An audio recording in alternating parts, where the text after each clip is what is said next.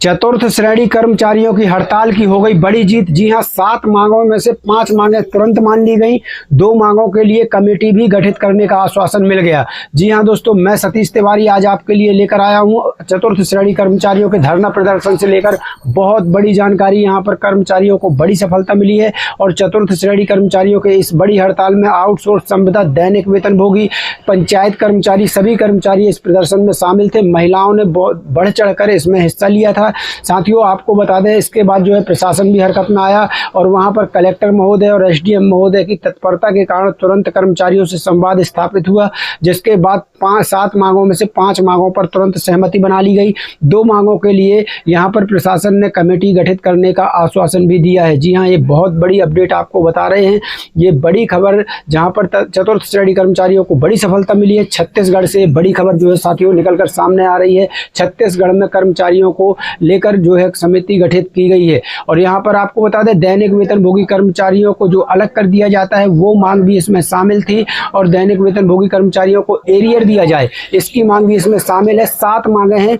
चलिए आपको एक एक से वो 7 मांगे बताते हैं, पूरी का अपडेट बताते हैं। वीडियो करते हैं शुरू। उसके पहले छोटा सा अनुरोध, वीडियो को लाइक ज्यादा से ज्यादा शेयर करिए ताकि इनकी आवाज पूरे देश में फैल सके। साथियों, यहाँ पर देख लीजिए, छत्तीसगढ़ से बहुत बड़ी खबर है जहां पर चतुर्थ श्रेणी कर्मचारियों ने जमकर हंगामा किया, प्रदर्शन किया। 7 बड़ी मांगे थी, 5 मांगे मान ली गई और शेष बची हुई 2 मांगों के लिए प्रशासन ने कमेटी बनाने का आश्वासन भी दे दिया है। यहाँ पर बता दें, चतुर्थ श्रेणी के चाहे आउटसोर्स कर्मचारी हो, संविदा, दैनिक वेतनभोगी, कोई भी कर्मचारी हो, सभी लोग इसमें शामिल थे। चलिए पूरी खबर बताते हैं आपको। वीडियो को शेयर जरूर करिएगा।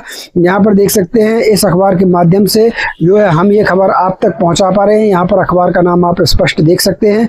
साथियों, यहाँ पर देखिए, अखबार ने प्रमुखता से लिखा है, 7 मांगों को लेकर कर्मचारी संघ का प्रदर्शन, 5 पर बनी सहमति, 2 के लिए कम बनेगी कमेटी। यहाँ पर देख लीजिए, नारायणपुर में चतुर्थ वर्ग कर्मचारी संघ का बड़ा प्रदर्शन देखने को मिला, जिसमें 7 मांगों में से 5 पर प्रशासन से सहमति बन चुकी है। पूरी खबर आपको बताएंगे।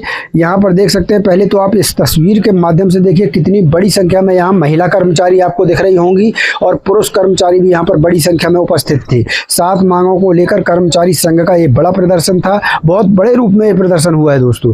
यहाँ पर आपको बता दें, यहाँ पर देख सकते हैं, नारायणपुर जिले में अपनी 7 सूत्री मांगों को लेकर चतुर्थ वर्ग कर्मचारी संघ ने जोरदार प्रदर्शन किया। जिले भर से सैकड़ों की संख्या में कर्मचारी साप्ताहिक बाजार स्थल में इकट्ठा हुए और शासन प्रशासन के खिलाफ अपनी मांगों को लेकर विरोध दर्ज कराया। कर्मचारियों ने अपनी मांगों को लेकर कलेक्टर घेराव का कार्यक्रम निर्धारित किया था, लेकिन कलेक्टर की तत्परता और एसडीएम की पहल से आंदोलनकारियों और प्रशासन के बीच संवाद स्थापित हुआ।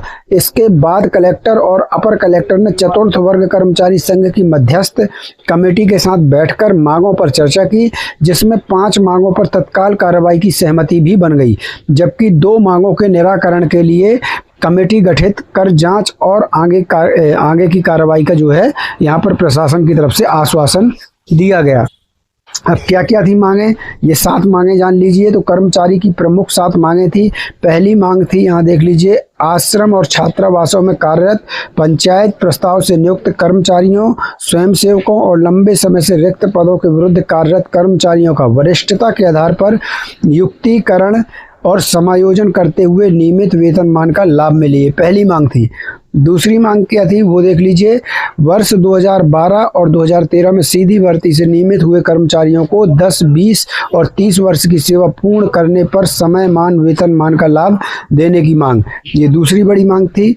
तीसरी बड़ी मांग क्या थी वो देख लीजिए, वर्ष 2008 में स्थायी पदों पर समायोजित किए गए 28 कर्मचारियों को पदोन्नति का लाभ देने की भी इसमें मांग शामिल थी। अब यहाँ पर देखिए, चौथी बड़ी मांग क्या थी वो देख लीजिए, सेवानिवृत्त और दिवंगत कर्मचारियों के जीपीएफ, डीपीएफ और जीआईएस सहित लंबित बकाया राशि का शीघ्र भुगतान करने की मांग थी।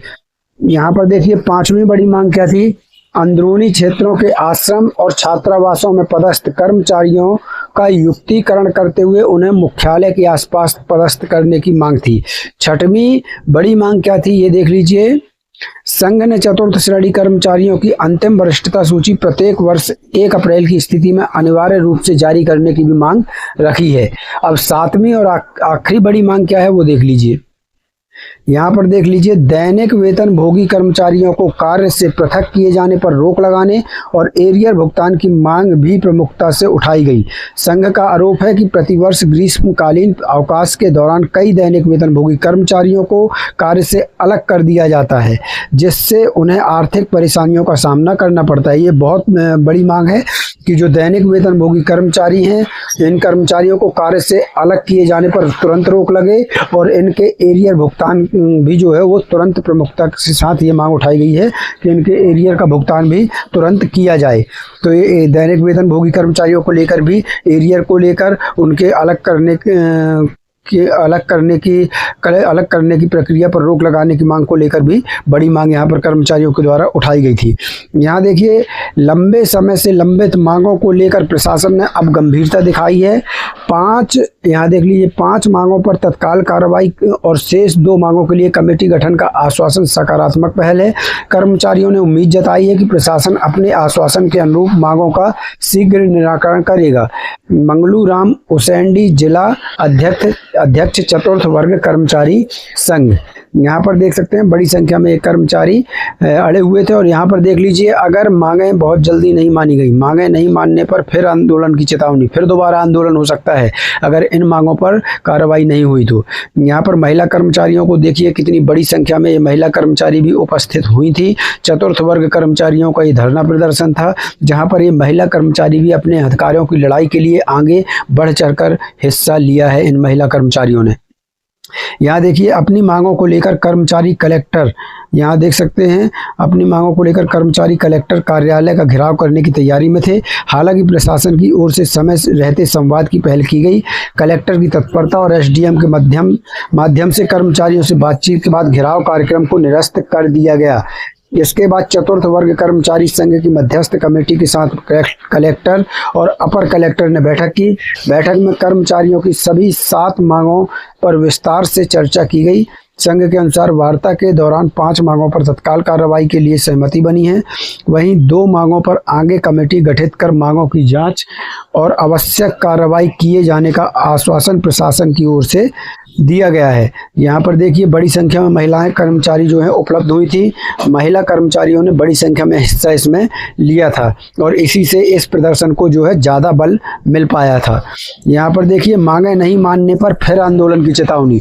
चतुर्थ वर्ग कर्मचारी संघ लंबे समय से अपनी मांगों को लेकर शासन प्रशासन का ध्यान आकर्षित करा रहा है। संघ का कहना है कि वर्ष 2023 से लगातार ज्ञापन और मौखिक रूप से अपनी समस्याओं से अधिकारियों को अवगत कराया जा रहा है, लेकिन कई मांगों का अब तक स्थायी निराकरण नहीं हुआ है। इसी वजह से 15 जुलाई 2026 तक मांगों का निराकरण नहीं होने पर 17 जुलाई को 1 दिवसीय धरना प्रदर्शन और कार्यालय का घेराव की चेतावनी दी थी। इसके बाद भी मांगों का निराकरण नहीं होने पर 31 जुलाई 2026 से अनिश्चितकालीन हड़ताल पर जाने की चेतावनी दी गई थी। हालांकि कर्मचारियों ने यह भी स्पष्ट किया है कि यदि आश्वासन के बावजूद मांगों का समयबद्ध तरीके से निराकरण नहीं किया गया तो संघ दोबारा आंदोलन का रास्ता अपनाएगा।